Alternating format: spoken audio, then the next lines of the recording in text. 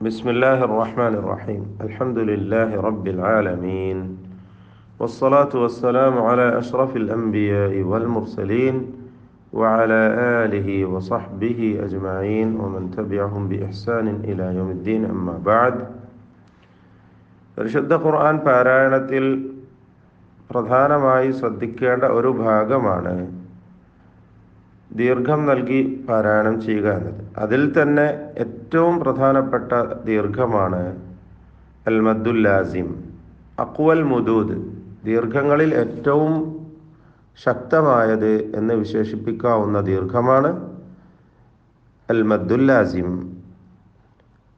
ഇതിൻ്റെ പല വശങ്ങളും നമ്മൾ മനസ്സിലാക്കി കഴിഞ്ഞു. ഇനി ശേഷിക്കുന്ന ഭാഗമാണ് അൽ ഹുറൂഫുൽ മുഖത്തഅതു ഫിൽ ഖുർആനിൽ കരീം. പരിശുദ്ധ ഖുർആനിലെ സൂറത്തുകളുടെ തുടക്കത്തിൽ വന്ന കേവല അക്ഷരങ്ങൾ, അതാണ് അൽ ഹുറൂഫുൽ മുഖത്തഅ എന്നതുകൊണ്ട് ഉദ്ദേശിക്കപ്പെടുന്നത്. ഒറ്റയായി അല്ലെങ്കിൽ മുറിഞ്ഞു ഒറ്റക്കായി ഉച്ചരിക്കപ്പെടുന്ന അക്ഷരങ്ങൾ. അതങ്ങനെ തന്നെ പരിശുദ്ധ ഖുർആനിൽ വന്നിട്ടുള്ളതാണ്. അതിന് സാങ്കേതികമായി പറയപ്പെടുന്ന പേരാകുന്നു അൽ ഹുറൂഫുൽ മുഖത്തഅ. അൽ ഹുറൂഫുൽ മുഖത്തഅതു ഫീ കിതാബില്ലാഹി അസ്സ വജൽ, അല്ലാഹുവിൻ്റെ ഗ്രന്ഥത്തിലെ മുഖത്തഅത്തായ ഇപ്രകാരം വന്ന കേവല അക്ഷരങ്ങളെ ഇബ്തദ അല്ലാഹു അസ്സ വജല്ല 29 സൂറ ഫിൽ ഖുർആനിൽ കരീം ബിഹുറൂഫിൻ മുഖത്തഅ അല്ലാഹു അഅലമു ബിമഅനാഹ. 29 സൂറത്തുകൾ അല്ലാഹു ഇപ്രകാരം അക്ഷരങ്ങളെ കൊണ്ട് ആരംഭിച്ചിരിക്കുകയാണ്. അതിൻ്റെ അർത്ഥം എന്താണ്? അതിൻ്റെ വ്യാഖ്യാനം എന്താണ്? പണ്ഡിതന്മാർ, മുഫസ്സിറുകൾ അവസാനം എത്തിയിട്ടുള്ള നിഗമനം അല്ലാഹു അഅലമു ബിമഅനാഹ എന്നതാണ്. അതിൻ്റെ ആശയത്തെക്കുറിച്ച്, അർത്ഥത്തെക്കുറിച്ച് അല്ലാഹു മാത്രമാണ് ഏറ്റവും അറിയുന്നവൻ. എന്നാൽ ഹദ്ദുനാ മിൻഹ, അതിൽ നമ്മുടെ ഓഹരി, നമ്മുടെ ഭാഗം എന്താണ്? ഒന്ന്, അൽ ഈമാൻ അന്നഹാ കലാമുല്ലാഹ്, ഇത് അല്ലാഹുവിൻ്റെ കലാമാണ് എന്ന് പൂർണ്ണമായും വിശ്വസിക്കണം. രണ്ടാമതായി തിലാവതുഹാ കമാ വറദത്, എപ്രകാരമാണോ അവതരിച്ചിട്ടുള്ളത് അപ്രകാരം അത് പാരായണം ചെയ്യുക എന്നതാണ്. ഇവിടെ ശ്രദ്ധിക്കേണ്ട കാര്യങ്ങൾ, അദദുൽ ഹുറൂഫിൽ മുഖത്തഅതി ഫിൽ ഖുർആനിൽ കരീം, പരിശുദ്ധ ഖുർആനിൽ കേവലാക്ഷരങ്ങൾ സൂറത്തുകളുടെ തുടക്കത്തിൽ 29 സൂറത്തുകളിലായി വന്നിട്ടുള്ള കേവലാക്ഷരങ്ങളുടെ എണ്ണമാകട്ടെ 14 ഹർഫൻ, 14 അക്ഷരങ്ങളാണ്. യജ്മഉഹ, ഈ വാചകത്തിൽ അടങ്ങിയിട്ടുള്ള 14 അക്ഷരങ്ങൾ. എന്താണ് ആ വാചകം? നസ്സുൻ ഹകീമുൻ ഖത്അൻ ലഹു സിർ. അത് പല രൂപത്തിലും പറയാം. നസ്സുൻ ഹകീമുൻ ഖാതിഉൻ ലഹു സിർ എന്ന് പറയാറുണ്ട്.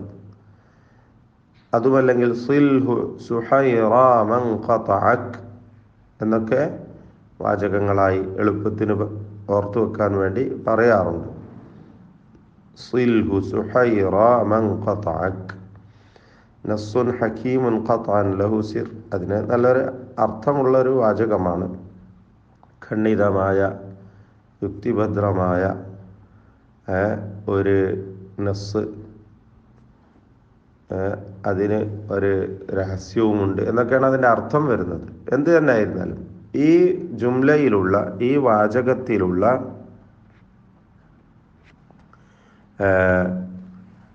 ഹർഫുകളാണ് പരിശുദ്ധ ഖുർആനിലെ 29 സൂറത്തുകളുടെയും തുടക്കത്തിലായി വന്നിട്ടുള്ള 14 ഹർഫുകൾ. ഇനി ഈ ഹർഫുകളിലുള്ള ദീർഘത്തെക്കുറിച്ചാണ് നമുക്ക് പറയാനുള്ളത്, മനസ്സിലാക്കുവാനുള്ളത്.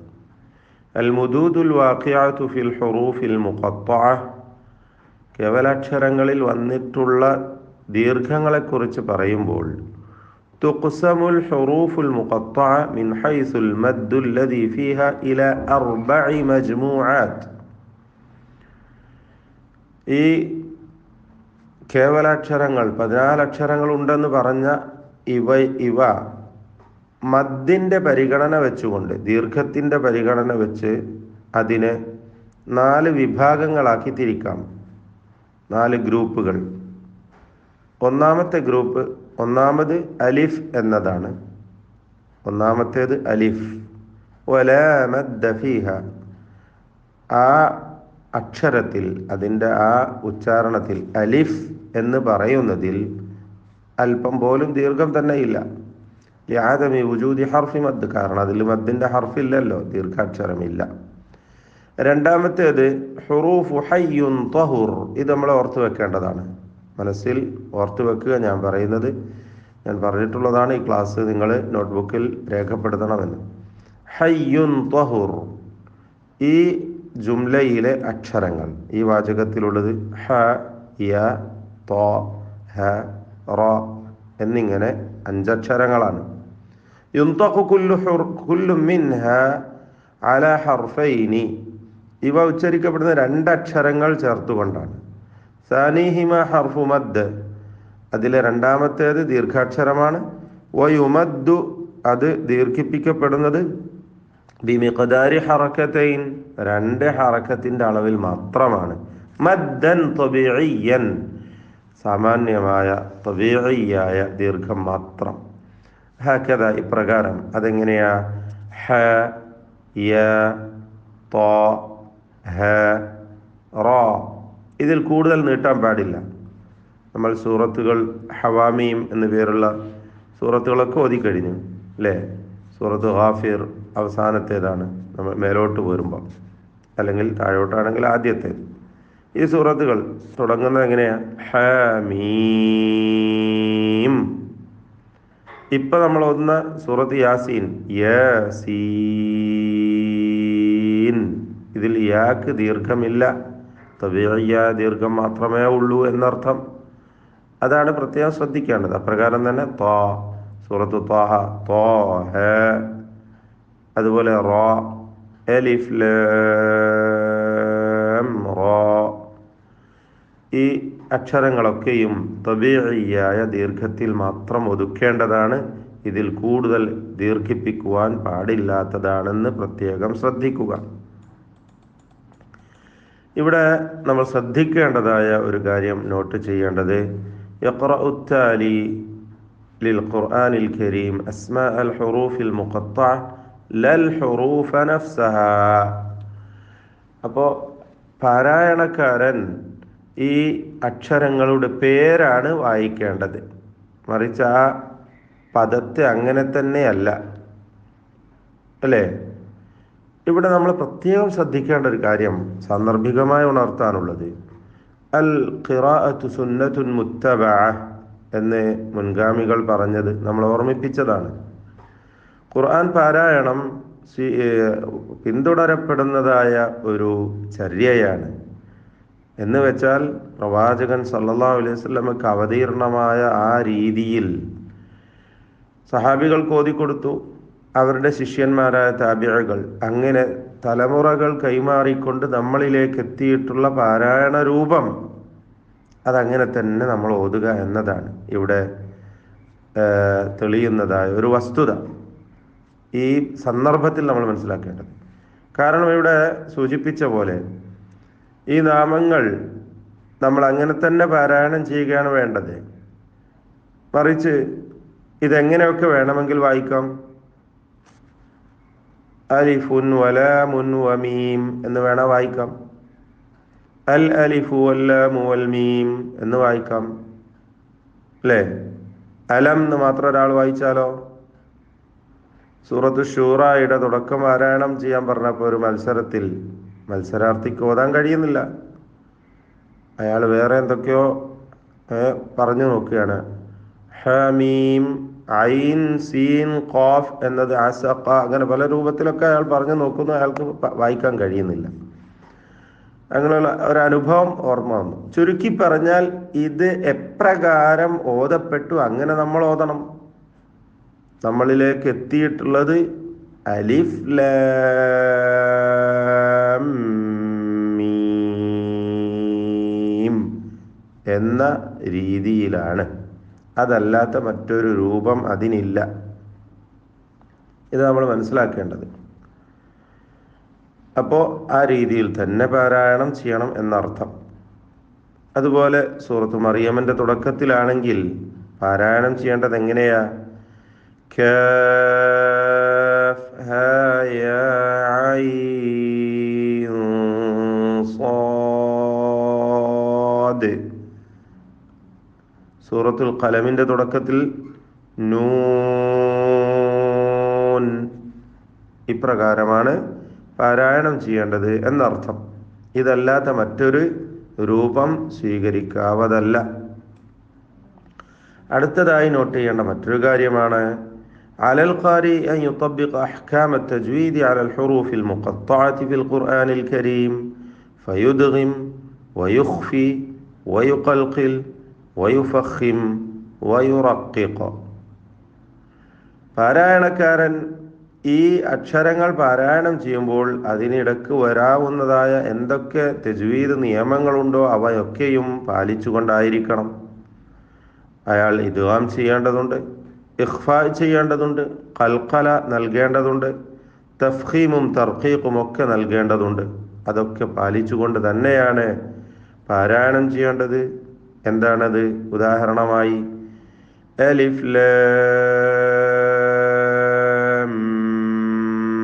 മീം. അവിടെ ചുവന്ന കളറിൽ കൊടുത്തിട്ടുള്ളത് ശ്രദ്ധിച്ചല്ലോ. മീമിനെ മീമിൽ ഇദ്ഗാം ചെയ്യണം. തുദ്ഗമുൽ മീമു ഫിൽ മീം. അവിടെ മണിച്ചുകൊണ്ട് ഇദ്ഗാം ചെയ്ത് ഒറ്റ ഷദ്ദുള്ള മീമിനെ ഉച്ചരിക്കണം. അപ്രകാരം തോസീം മീം. ഇവിടെ നൂനിനെ പൂർണ്ണമായും മീമിലേക്ക് ഇദ്ഗാം ചെയ്യണം. കൂടാതെ ത്വാഇനും അതിൻ്റെ അലിഫിനും തഫ്ഖീം കൊടുക്കണം. ഇതൊക്കെ ശ്രദ്ധിച്ചുകൊണ്ടാണ് പാരായണം ചെയ്യേണ്ടത്. സൂറത്ത് മറിയമിൻ്റെ തുടക്കത്തിലാണെങ്കിൽ കാഫ് ഹാ യാ ഐൻ സാദ്. ഇവിടെ കാഫ് ഹാ യാ ഇതിനൊക്കെ ഇസ്തിഫാലാണ്, തർഖീഖിൻ്റെ അക്ഷരങ്ങളാണ്. കൂടാതെ ഐൻ എന്ന് പറഞ്ഞ് അവസാനിക്കുമ്പോഴുള്ള അസാക്കിനായ നൂനിനെ സ്വാദിൻ്റെ മുമ്പിൽ ഇഖ്ഫാ ചെയ്യണം. കൂടാതെ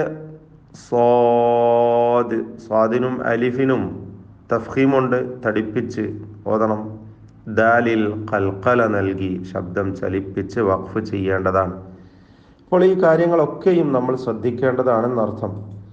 ചുരുക്കി പറഞ്ഞാൽ അലിഫ് ലാ മദ്ദ ഫീഹി, അലിഫിന് ദീർഘമില്ല. ഹയ്യുൻ തഹുർ, ഈ അഞ്ചക്ഷരങ്ങൾ 2 ഹറക്കത്തിൻ്റെ അളവിൽ മാത്രമുള്ള മദ്ദുൻ തബീഇ. എന്നാൽ സനഖുസ്സു ലക്കും,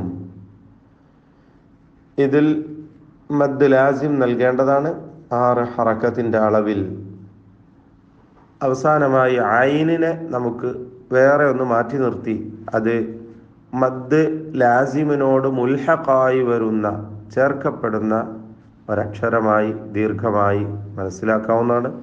അതിൽ 4 ആണെന്നും 6 ഹറക്കത്തിൻ്റെ അളവിലാവാമെന്നും പണ്ഡിതന്മാർക്ക് വീക്ഷണമുണ്ട്. 2 രീതിയിലുമാവാം. അപ്പോൾ ഐൻ എന്നിങ്ങനെ 6 ഹറക്കത്ത് പൂർത്തിയാക്കാവുന്നതാണ്. അല്ലെങ്കിൽ ഐൻ എന്നിങ്ങനെ 4 ഹറക്കത്ത് എന്ന തവസ്സുത്ത്, മിതത്വം സ്വീകരിച്ചുകൊണ്ട് നൂനിനെ മണിച്ചുകൊണ്ട് ഉച്ചരിക്കാവുന്നതാണ്. ഈ 2 രൂപവും ഐനിൻ്റെ ദീർഘത്തിൽ പരിഗണിക്കപ്പെടുന്നതാണ്. ബാറകല്ലാഹു ഫീക്കും.